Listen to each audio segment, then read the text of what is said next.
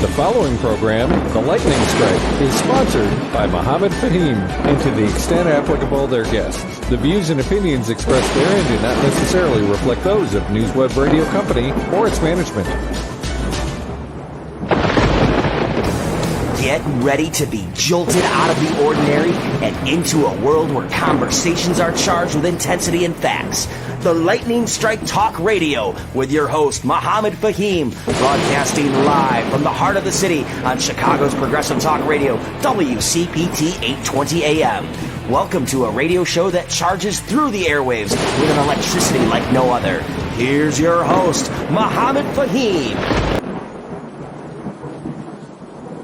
Good morning, Chicago, and good morning to the entire world out there listening to us on the heartlandsignal.com. I'm your host, Mohammed Faheem. This is the International News Hour, right? No, it's not. It is the Lightning Strike, and with me in the studios are my co-hosts, Ken DeLuc. Howdy, folks. John Arena and Marie Newman. Good morning. So, folks, we are again going to be very tight on our time today, and we're going to be talking a lot about what happened in Milwaukee this past week, because that is what we have to focus on in order to make a difference in the world that we are living in. So if you have not been following the news, our former president, somebody took a pot shot at him, and then he goes out the next day and starts playing golf.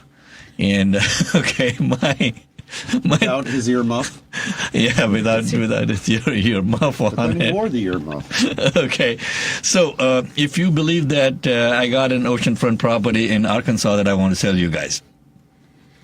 Okay. I cut myself shaving the other day. Should I? I think, yeah, you should watch out, man. There must have been a bullet whizzing by your ear.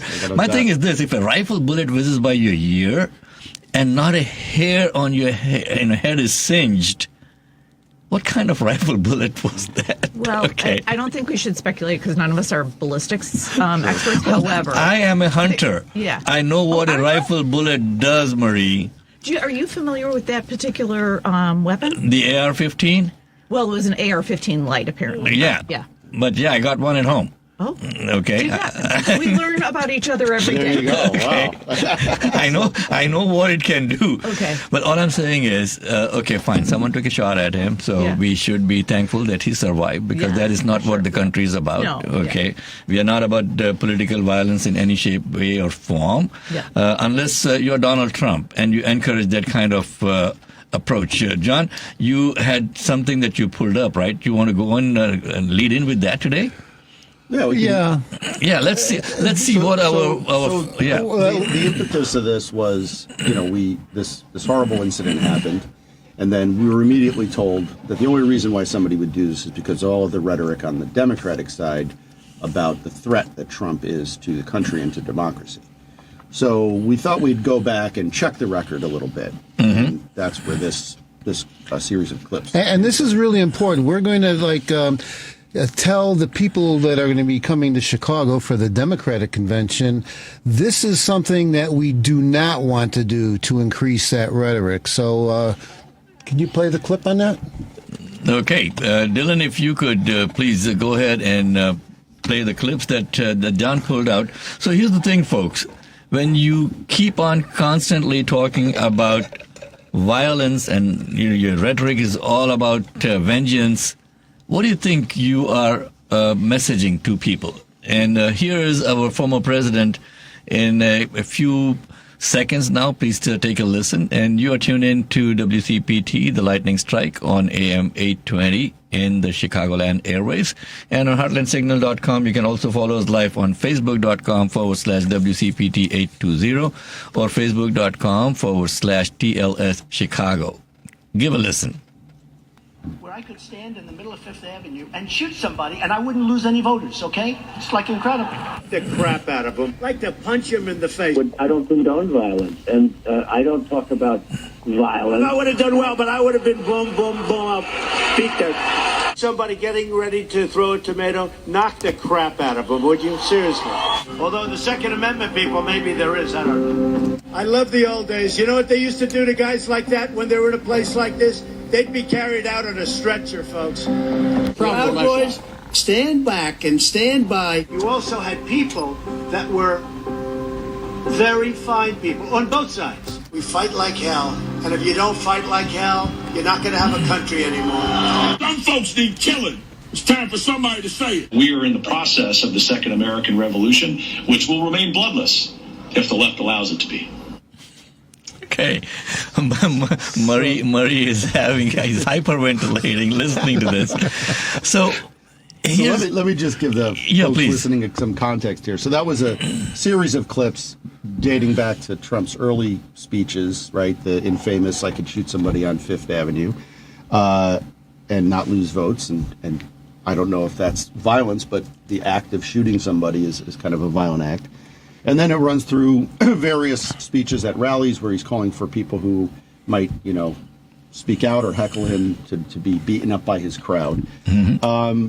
Obviously, the debate calling for the Proud Boys to stand back and stand by, who did and showed up on January 6th. Charlottesville speech where he compared, neo-Nazis and to good people. Good people on both sides, yeah. His January 6th speech where he told people, you won't have a country unless you fight.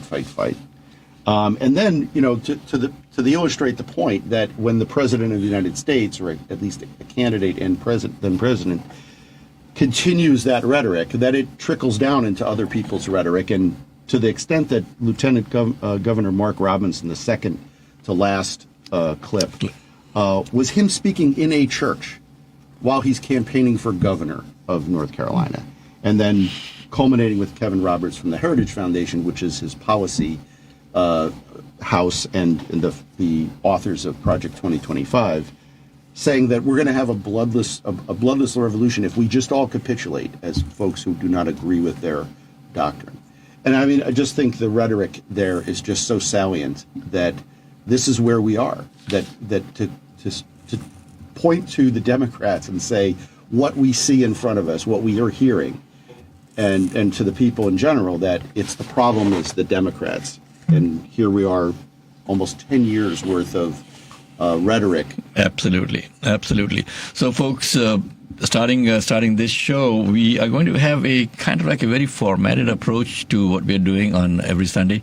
We're going to talk about the important things that happened in the previous week, and then we are going to take some of the things that we want to do a deep dive into to let you know more about what to expect if the next administration comes in and it's a Republican administration. And without bashing anybody, we just want to talk about facts, right? And if you want to join the conversation, feel free to call in. We will be taking calls like at the middle of the show, so we're not going to be taking calls right at the beginning. But you're welcome to call in and stay on the line. 773-763-9278 is the number to call in.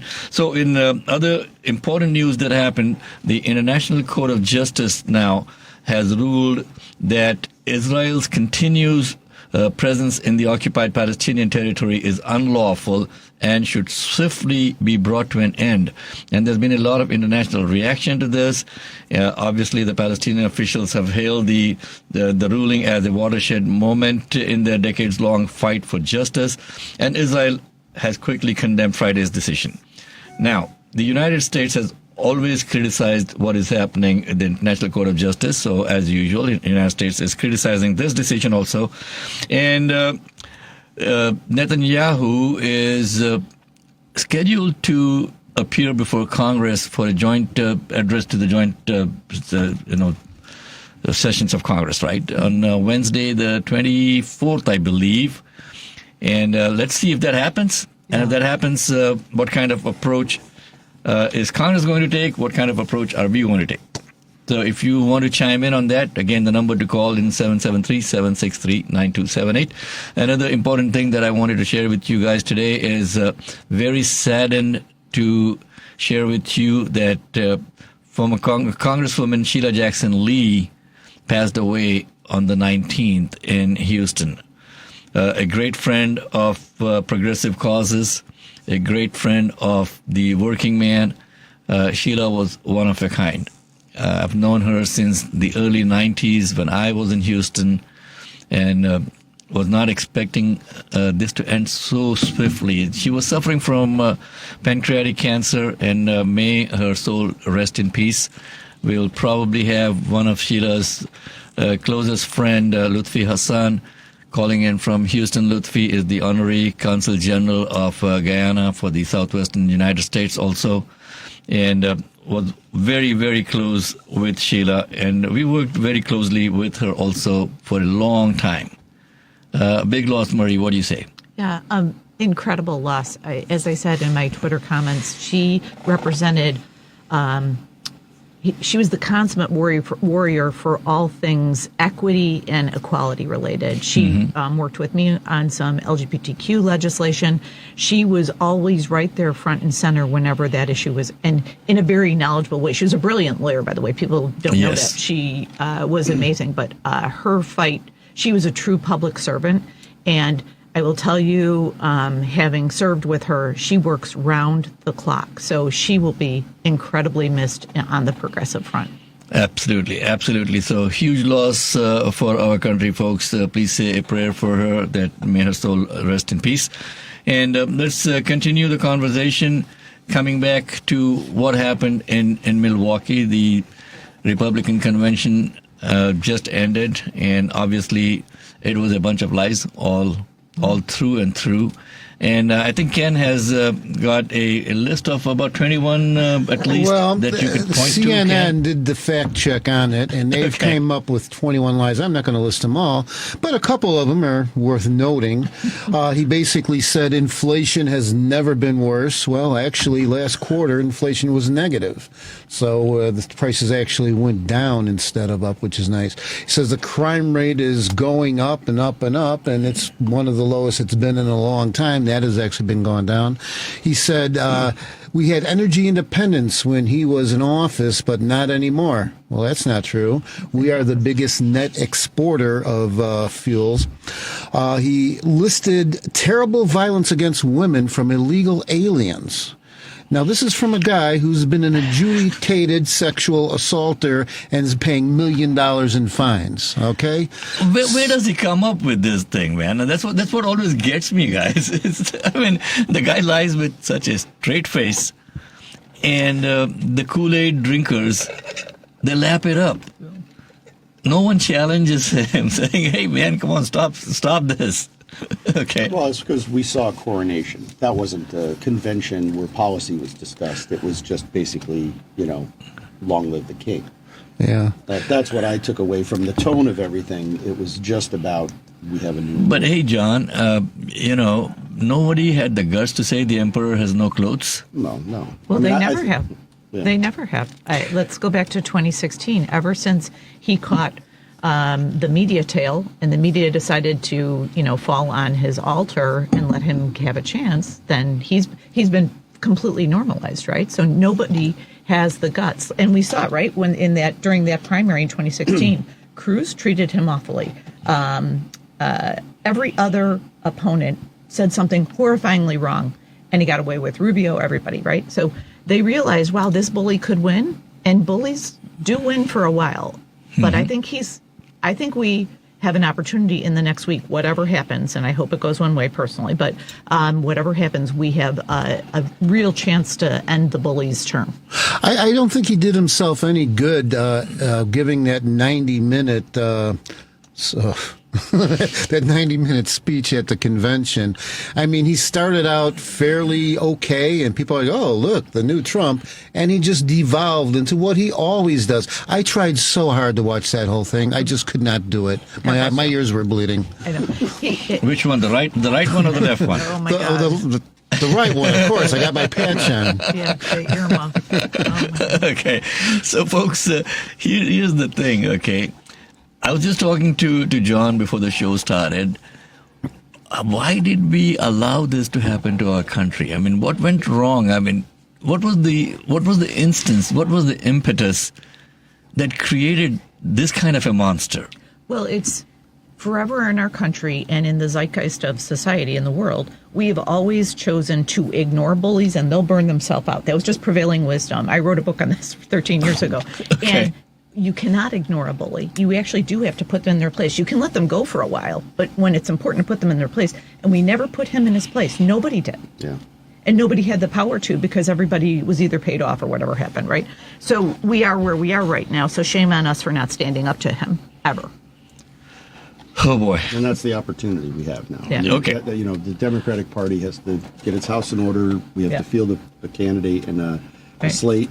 And we have to have this discussion. I think, if there's anything that comes out of it, is that was it was pretty well orchestrated as a convention, right? It was there was a lot of discipline in that regard up until the last speech, right? And then he couldn't resist not doing the things that he does and being extemporaneous. And and then we got to talk about the other side of the ticket a little bit. We have J.D. Vance, right? And what does he represent? He represents the venture capital, White House that would be in this next term, where Peter Thiel and the big money that really that's their only. I think Pete Buttigieg said it very well in a recent interview with Bill Maher, that it's pretty simple.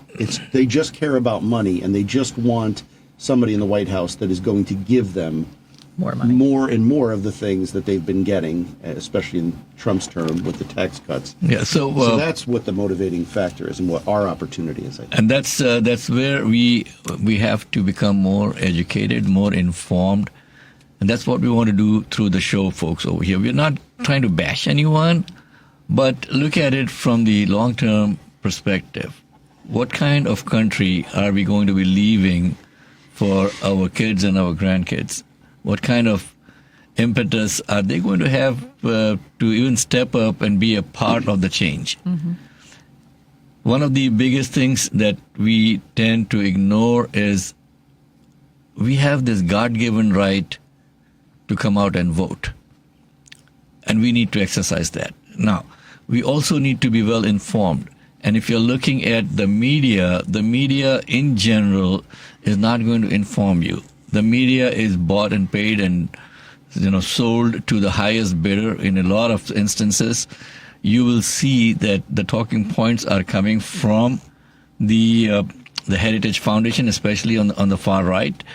And we tend to pay attention to that because that's all that's out there. That's where you need to have alternative forms of communication like what we do over here with the lightning strike.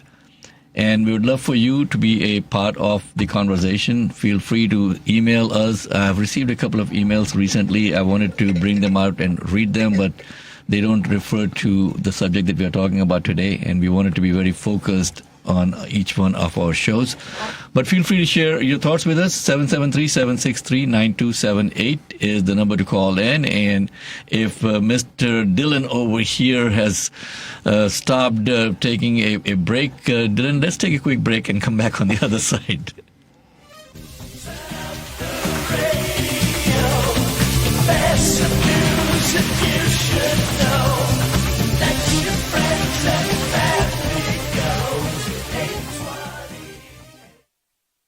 Are you a business looking for the right talent or a job seeker searching for your dream career?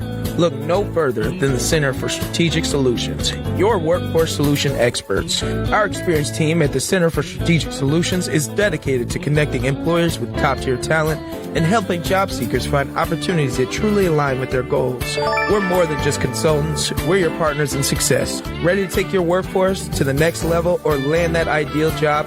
Contact the Center for Strategic Solutions today at 1-847-306-9274 or visit us online at www.cfssus.com. The Center for Strategic Solutions, your bridge to a brighter future in the Windy City. The number to call is 847-306-9274 or send an email to info@cfssus.com. That is info@cfssus.com.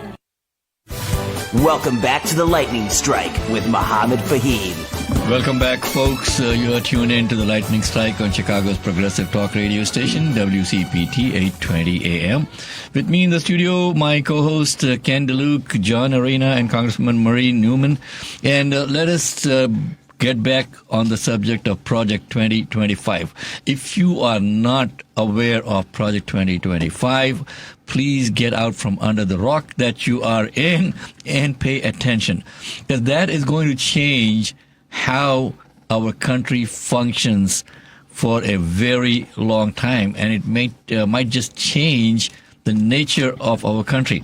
Ken, what is Project 2025 and why should we be worried about it? Well, Project 2025 is a comprehensive transition plan organized by the right-wing think tank, the Heritage Foundation.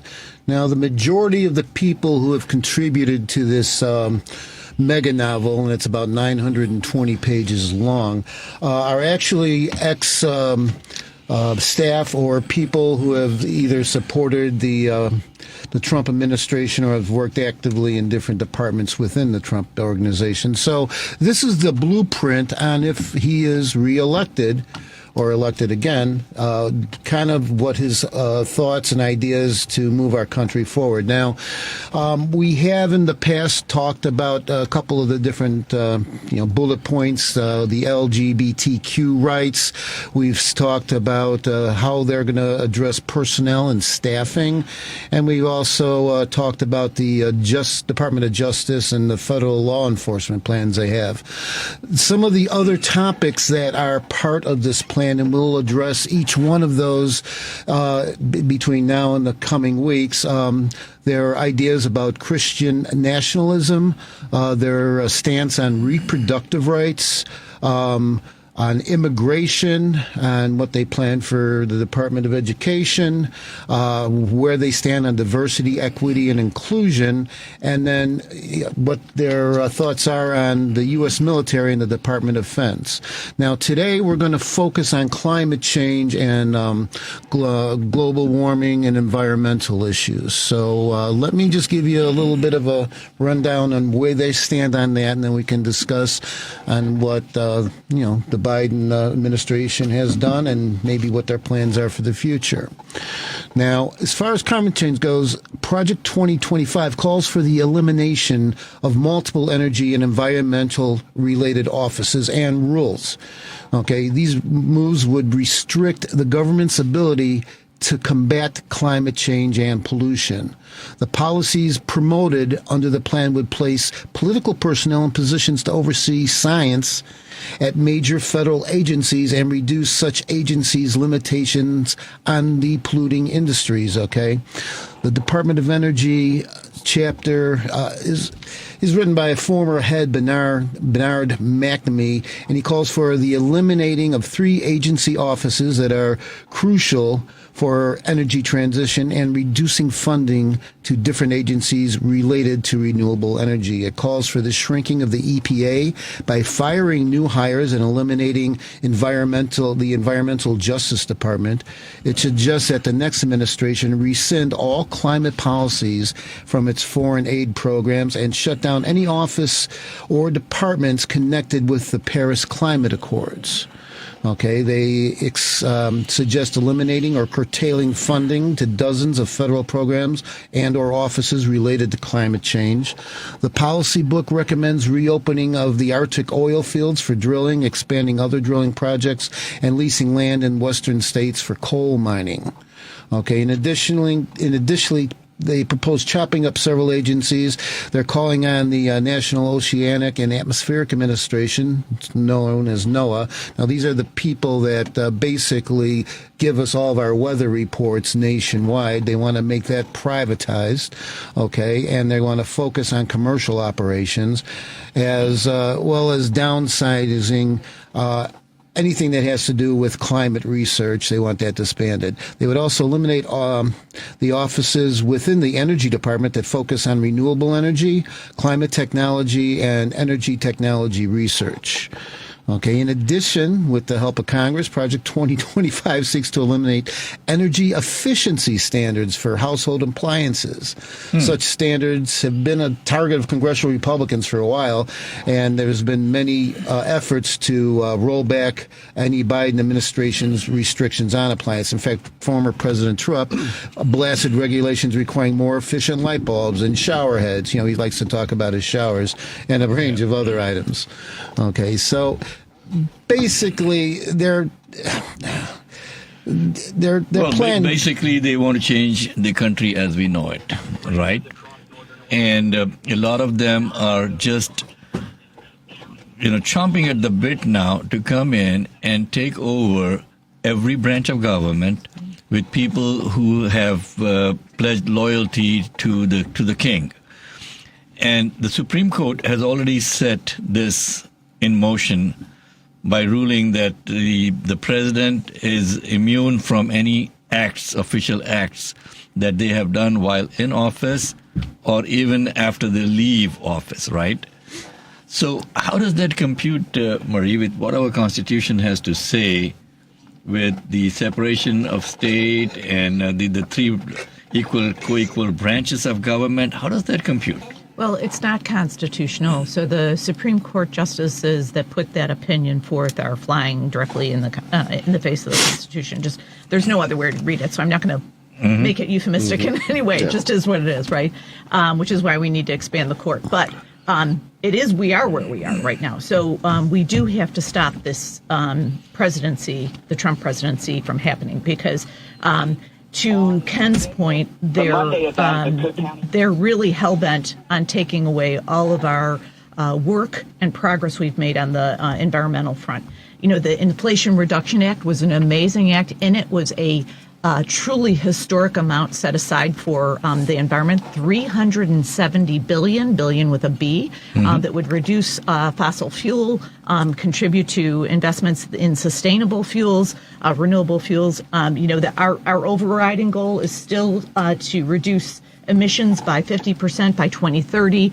That is against the 2005 number, and make sure that we continue to pass other climate smart legislation, but we are already doing that on every front. There are requirements through the Transportation and Infrastructure Act. There are clear requirements that you have to have X amount of sustainable materials in each of the projects that you have, that we are going after polluters. We are going after taxes on carbon pollutants. We're doing all the things, right? And we've made progress to date.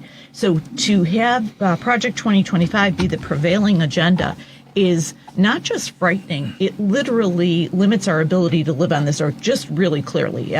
We do have to breathe in 20 years. And so we all have kids, right? So if you want your children to breathe, I would say work vigorously against Project 2025 and Trump, no matter where we land on our side. Just work vigorously against that.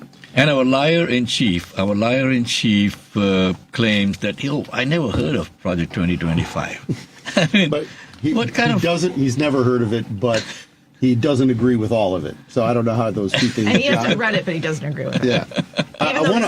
He's on tape endorsing it 2 years ago. Yeah. I want to take just a quick second to kind of put a point on one of the provisions that stuck with me for some reason about how, and how we're talking about the environmental impacts of a second Trump administration. So part of the Project 2025 talks about privatizing or commercializing.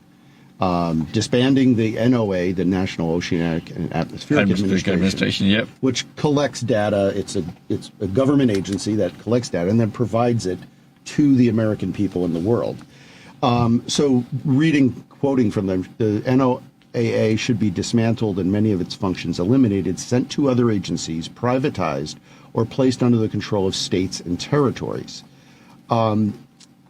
Fully commercializing the forecasting operations of the National Weather Service is what they're proposing. And so how does that play out in how it affects our environment? If we don't have good data about what our weather is doing, and if it's being commercialized and run from the White House, well, we saw Trump already use a marker to tell us where the hurricane was going to go. Okay. This is the type of thing that is a horror show for us as Americans to know what are the impacts of our actions and be able to get good data about whether we need an umbrella in the morning to whether we're going to have clean air John, they may be onto something here. Think about this. If there's a hurricane in Texas and the state controls how we interpret the weather, when it crosses the border into Missouri or, Oklahoma or whatever, the hurricane disappears because they got different people giving you the data on deciding whether to tell you. You just all right, and then the first hurricane, instead of naming it by a woman or man that's well known, we name it Trump. We name it a top Republican every time. So the first one is Trump, second one is Vance. There you go. go down the list. Yeah. Well, folks, you are tuned into the Lightning Strike, and believe me, the Lightning Strike is not sponsored by Donald Trump. Okay, and if you want to call in and talk about what's happening in the world around us, feel free to call in. 773-763-9278 is the number to reach us. And we started off the show by sharing some very, very sad news about Congresswoman Sheila Jackson Lee passing away recently. And I have got a good friend of Sheila Jackson Lee's calling in from Houston, Lutfi Hasan. We'll bring him on the air in just a couple of seconds. But feel free to join the conversation. We are focusing today on Project 2025 and what it means for the future of our country. And we have to be very, very cognizant of the fact that they want to change the way that Americans have lived their life and the way that America is headed. Everything is going to change. With that, I would like to bring in Lutfi Hasan calling in from Houston to talk about Sheila. Lutfi, good morning. You are on the Lightning Strike with Murray Newman, John Arena, Ken DeLuc, and Mohammed Faheem. Good morning, y'all. Good morning, Lutfi. So, very, very, very sorry to hear about Congresswoman Sheila Jackson Lee passing away. Good friend of our community, good friend of the progressive Democrat, and Murray has worked very closely with her in Congress, and Murray was sharing a couple of thoughts with us. Murray, you want to give your impression of what Sheila was like in Congress? I think she was. Go ahead. Sorry, Ludwig. Go ahead, Lutfi. Well, thank you so much for having me this morning. Yes, I come to you, joining you with this incredible grief. Yet, I would say deep gratitude for the life that she shared with us. Obviously, Sheila Jackson Lee was a maverick, very independent-minded, and never actually stopped fighting for the underprivileged people. We go way back. I knew Sheila from when she served the city council here and got to know her. And then, of course, she ran for Congress. And Mohammed, you were a part of that initial inauguration, the Victory Party. I still have a picture of you joining the office. The first congressional victory party that we had celebrated with Sheila Jackson Lee. Yeah, I still remember those days, man. I still remember those days. What a wonderful person, so giving. And you remember that we had that South Asian Friendship Festival that we did, and the Asian American Friendship Festival at the Convention Center, and Sheila was the chief guest, and you brought her in. Yes, I mean, I can't tell you how many memories I have. I actually didn't. It didn't register to me. She was sick, and we knew that she was fighting, and kind of at the back of my mind, I knew that the day will come soon that she may just leave this world. But until it did, I was not in that kind of pain that I am since she left us. It has been devastating for me, and obviously I'm very close to the family. Her kids, my kids grew up together, and as you know, Jason Lee's in Chicago. Last week I was in Chicago, and I had lunch with him, and we talked about her, and of course he's here. You know what happened was 24 hours before she passed away, I get a phone call from her cell phone. And I said, I was excited to see the call coming in from Congresswoman's cell phone. And I thought, maybe she's recovering and maybe a miracle happened. And sure enough, it was actually Jason Lee using that phone calling me and said that you're on a speakerphone and Mom is listening. And go ahead and talk to her. And I talked to her, of course, praying for her and everything. I expressed my family's prayers and love for her and everything. And then and he said that, Lutfi, listening to your voice, she lit up. She opened the eyes. And this was exactly 24 hours before she passed away. Oh, so you can imagine when you have someone so close to you like that go away like this, a legend like Sheila Jackson Lee, I'm in a shell shock. I'm pretty sure, Lutfi, it was like almost a family member passed away, especially for you. I know how close you were to her.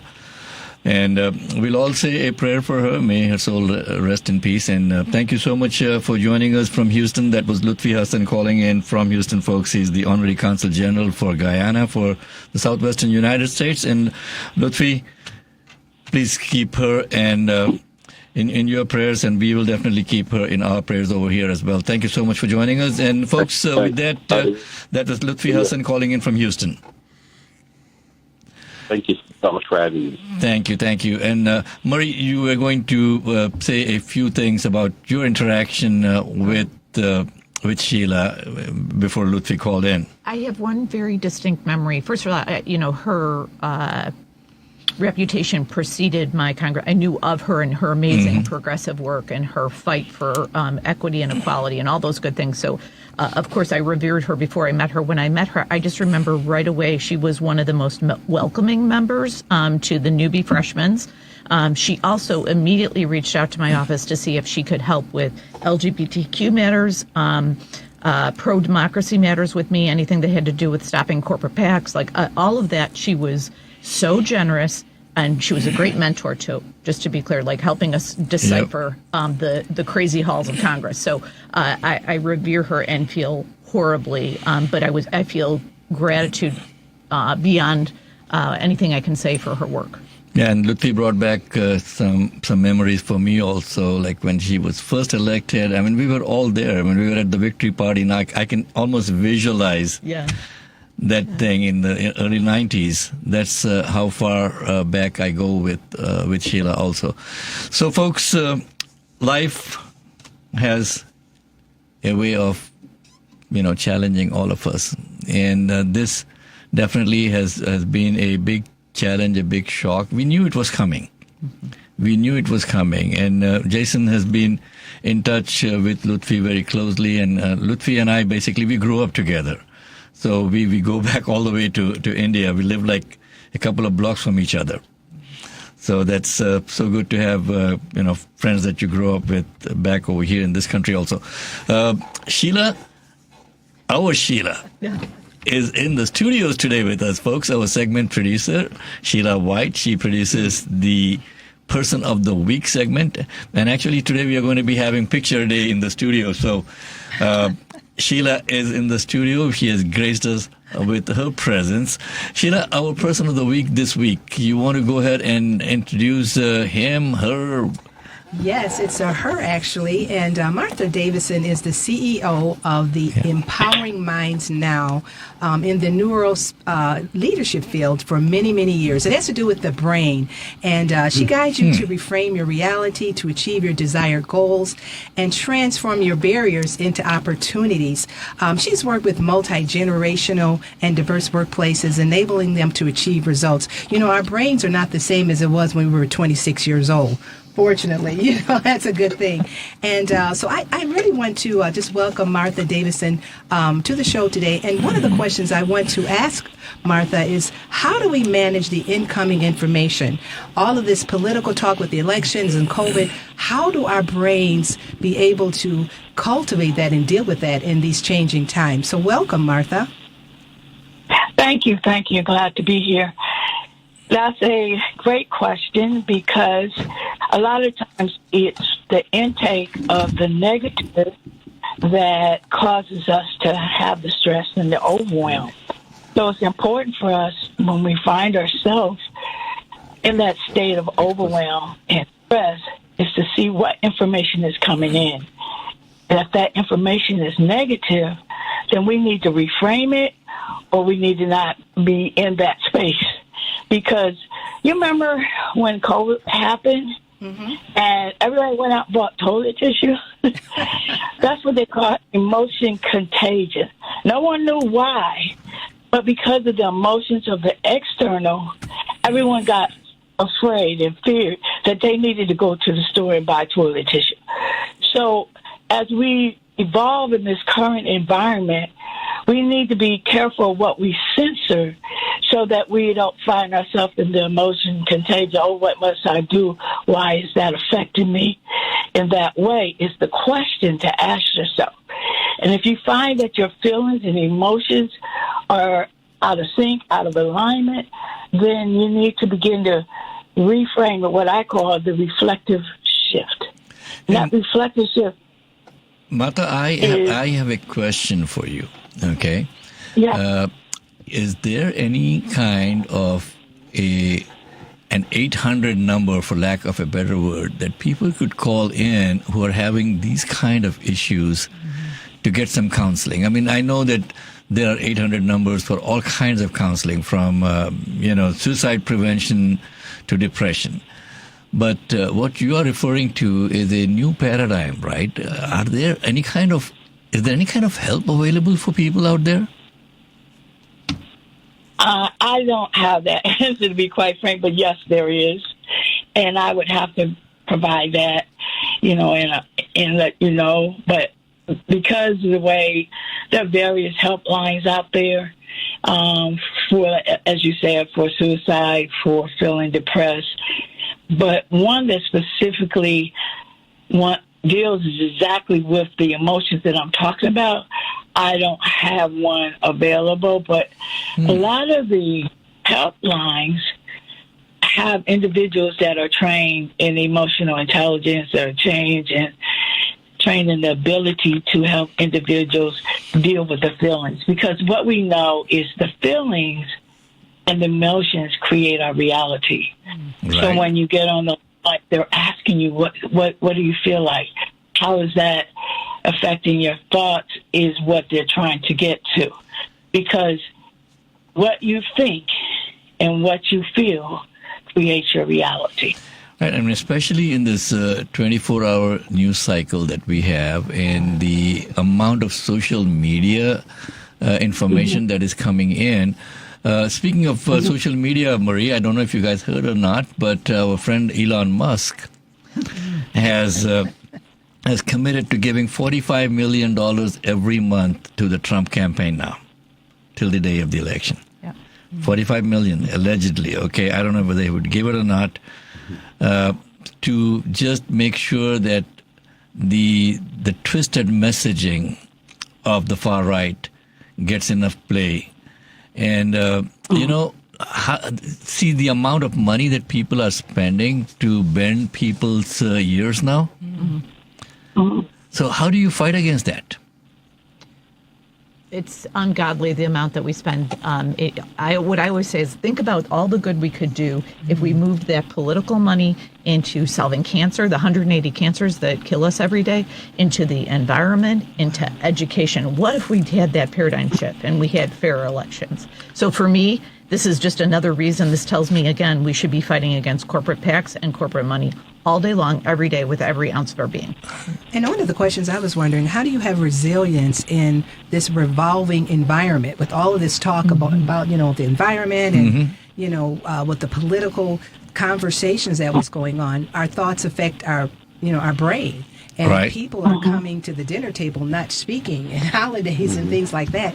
So how do we deal with this, Martha, to be able to have resilience in this time that we're in, a sustainability of just mental health, for the people that are still sane? How do we deal with that? Yes. So we have to understand that everyone has their own insight and perspective on what they are experiencing, right? So resilience is the ability to have the neural capability to switch those thoughts that cause us anguish and pain and be able to look at it from a different perspective.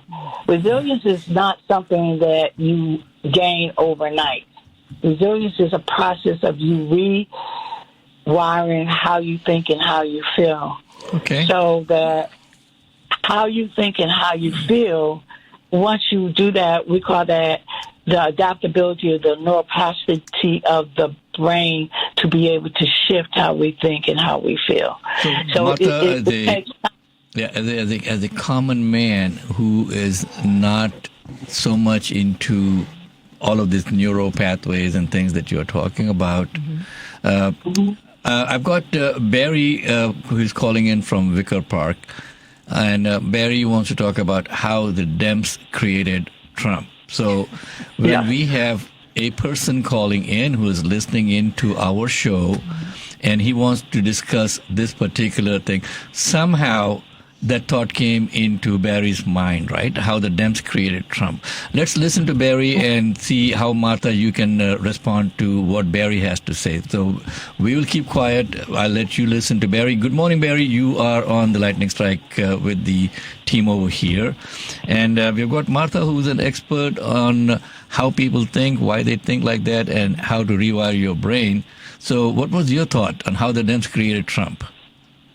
Okay, thank you so much for allowing me to speak. First of all, there's one direct link, which is small but direct, and that WikiLeaks showed that the Democratic Party enacted a Pied Piper strategy in 2016 to try to eliminate the other candidates and have the media and their party have Trump rise to the top because they thought he was the least likely candidate to win. So they actually pushed him initially and pushed him upon the American people. But I will say their main responsibility is in a vacuum of leadership, in their complete amorality, their only interest in electioneering, and their bait and switch on the American people with their legislation and or the things they say they're going to do and then do the exact opposite, as Barack Obama did. Their chronic and pathologic lying, as Hillary Clinton and both Joe Biden and Hillary Clinton evidence. And their allegiance, as one of your guests pointed out, they said, well, Trump, all the Republicans care about is alignment with the donors and the money that they give and doing the thing for them. Democratic Party is exactly the same way. Why do you think Biden's all of a sudden being called out of the race? It's not anybody in the party. They were all saying how great he was up to the past 2 weeks. Nancy Pelosi, Chuck Schumer saying he's fit as a fiddle. Oh, he's better than he's ever been. All of a sudden it's like, he's got to make a decision because these donors do not want him. These donors control the Democratic Party. These donors control the Republican Party. Marie is shaking her head on that statement, Barry. And as a former Congresswoman, Marie is very tuned in to what's actually happening in the inner circles of the Democratic Party. Yeah, you are right to a certain extent, but again, your impressions have been formed by some exposure to the media, right? So, Martha, how does a person like Barry get to rewire their frame of thought? Yes. So let me ask a couple of questions. So in what you just spoke about, have you considered that individuals that are manipulative cannot create a pathway for you to get so involved in, so just feel like dissolution about what we're experiencing in the political world, because that is key to understanding how to rewire your brain. So can you just give me a little more around, what you're saying from your own emotional perspective? Well, certainly. I appreciate that. I worked in the Bernie Sanders campaign twice. I was intimately involved with members of the Democratic Party and representatives of the Democratic Party, and I saw how they treated us. I saw what they did to Bernie Sanders from inside the party. I see what they do with their legislation. I did 100 podcasts looking into the Democratic Party, reading all sorts of documents, reading all sorts of legislation. I was on the Ed Schultz show several times about the Affordable Care Act, so I've been inside of it as well. Mm-hmm. And all I've seen is them saying they're going to do one thing and then doing the exact opposite, or deceiving the electorate and promising to protect abortion rights like Barack Obama did in front of Planned Parenthood in 2007. His first legislative priority was to pass something that was already written. He had a supermajority. He didn't do it. A year later, they asked him. He said, it's not my highest legislative priority anymore. It doesn't really matter. Nancy Pelosi, 2017, abortion isn't a big issue. It doesn't really matter. So this is what creates the vacuum that allows Trump to get in, and this is why I am so disillusioned with both political parties. I mean, the Republicans, they're probably worse, but they're both amoral, as evidenced by Biden's actions in Gaza, his actions in Ukraine. They're both warmongering. They're both part of the imperial. There's no arguing they're part of the imperial project, and I know that. And that project has to end for us to get out of the Trump mode and get out of this right-wing mode that both parties are in right now. Barry, thank you so much for your input. What you're saying does definitely resonates a lot with most of our listeners. That's where a big independent wing is coming up now. People are sick and tired of both parties, and Agreed. And so am I. I mean, at the end of the day, it's about what is in their best interest. That's what they are looking at, right? So we have to find a pathway, and I think the best pathway, Marie, is for us to talk to our neighbors, like we've been discussing. You can only listen to so many talk shows. You can only read so many tweets. But if you sit down and talk at the dining table, start with your family. Okay, there's a saying. I don't know if you guys have heard of that or not. That the darkest thing is under the light, right? So the darkest place is under the light, and we have to spread the light. And people like Martha coming in and talking to us about trying us to change and rewire our thoughts. What a wonderful way of putting it, Martha. Thank you so much for joining us on the Lightning Strike. And I'd love to carry on the conversation with especially I live in Will County. And Will County recently passed a referendum to have a mental health board. And the mental health board, my daughter, who's the clinical psychologist, is the vice chairman or chairman of that now. And I think that might be something that they should think about, not just the suicide prevention or the other things that they're focusing on, mental health. A lot of us are getting impacted. Yeah. A lot of us are getting impacted with what's happening on the socio-political front, right? Yeah. So, folks... feel free to call in and join us on the conversation. We still have a few minutes that we can take a couple of calls, 773-763-9278. Ken wants to jump in with a few things. Yes, we are still looking for an intern. If you are in college and on summer break and you are either a political science major or communications major and you'd like to have a great experience, and if you do well, get great references at the end of the period, please send me an email, ken@tlcchicago.com. TLS Chicago, not TLC, man. Come on, they're sending people to that other site. Okay. TLC, okay. Okay. I think I devolved in my Elvis mode. Okay. TLSchicago.com. Ken at TLSchicago.com. Okay, Martha, thank you so much for joining us. Sheila, thank you so much for bringing Martha in. And Marie, we got a couple of minutes to wrap up the show. And we always want to wrap up every show, folks, with a good thought or something good that is happening that you can take it for the rest of the week over here. So, Marie, what do you have to end the show today?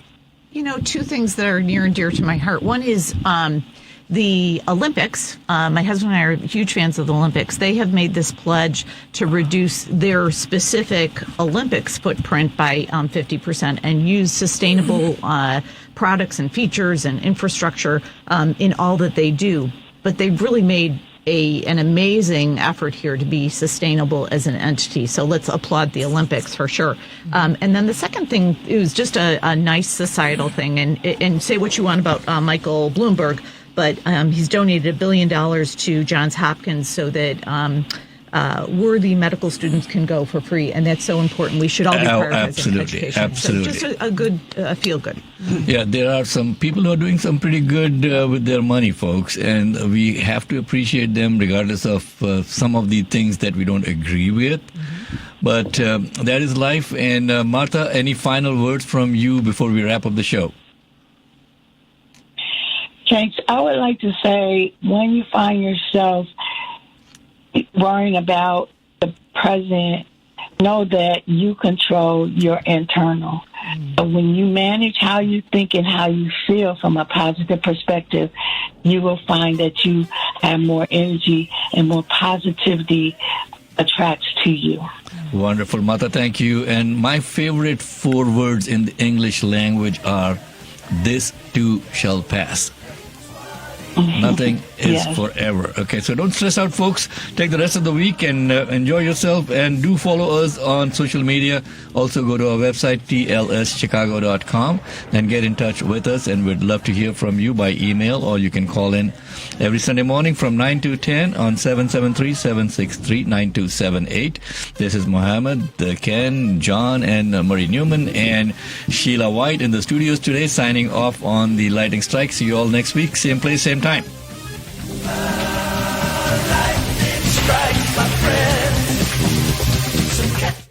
The preceding program